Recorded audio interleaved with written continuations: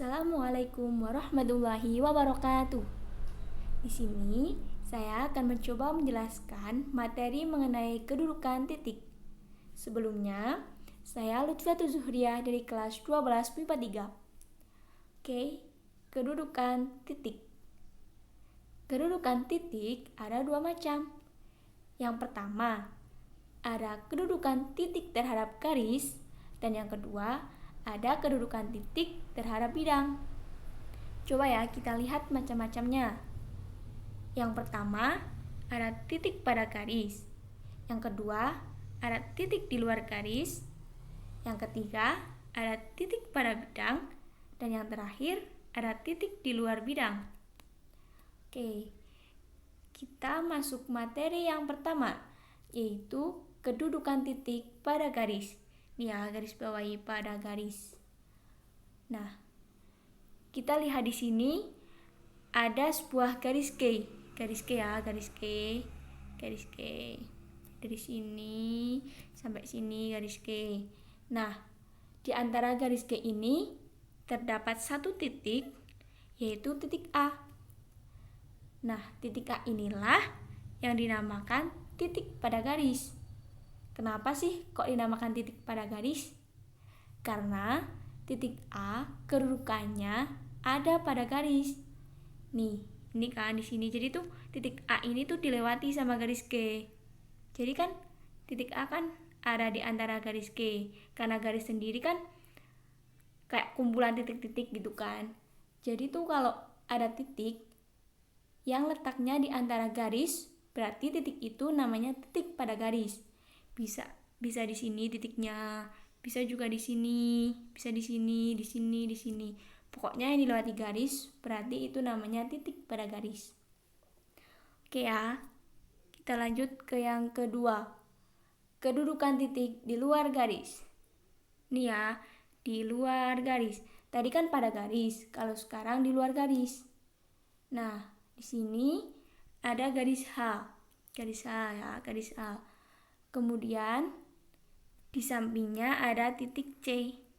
Nah, titik C ini kan nggak dilewati sama garis ya. Dia tuh nggak ada di sini, nggak ada di sini, nggak ada di antara garis. Jadi titik C ini namanya di luar garis. Sesuai dengan namanya, karena dia di luar garis, maka dia namanya titik di luar garis. Itu ya. Kemudian belum. Ini coba kita aplikasikan ya, titik pada garis dan titik di luar garis di bangun ruangnya. Oke, di sini kita lihat ada titik A sama titik B. Kita pakai yang ini aja ya. Jadi tuh ini namanya tuh garis AB. Karena ada titik A, titik B, maka namanya garis AB. Nah, kalau dilihat dari garis AB, maka titik yang ada pada garis adalah titik A sama titik B. Karena cuma dua titik itu yang dilewati sama garis AB. Tapi lain halnya kalau titik di luar garis. Contohnya ya, ada titik C sama titik D. Karena kedua titik ini tidak dilewati sama garis AB. Seperti itu. Jadi garis F, garis E, garis H, sama garis G pun sama.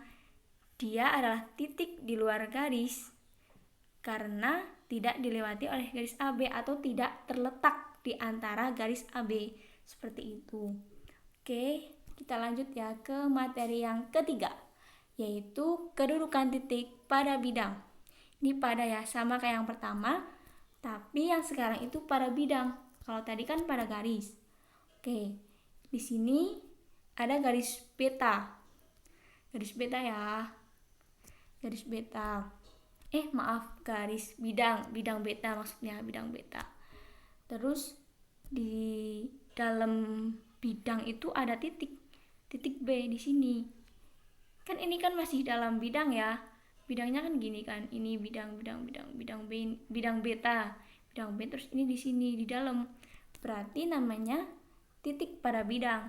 Kalau titiknya di dalam bidang, berarti namanya titik pada bidang. Seperti itu. Oke, kita masuk ke yang keempat. Kedudukan titik di luar bidang. Ini di luar, sekarang di luar. Tapi yang bidang. Oke, kan di sini kan itu ya. Ada garis lagi. Bidang maksudnya. Bidang alfa di sini. Di sini ada bidang alfa. Terus di sampingnya di atasnya ya. Di samping atasnya ada titik A. Nah, titik A ini berarti namanya titik di luar bidang. Ya sama kayak ini, karena ini bidang terus di luar, berarti namanya titik di luar bidang. Gitu. Jadi kalau di luar namanya di luar bidang, kalau di dalam namanya pada bidang. Gitu ya. Oke. Saya kira cukup sekian penjelasan dari saya. Kurang lebihnya mohon maaf. Assalamualaikum warahmatullahi wabarakatuh.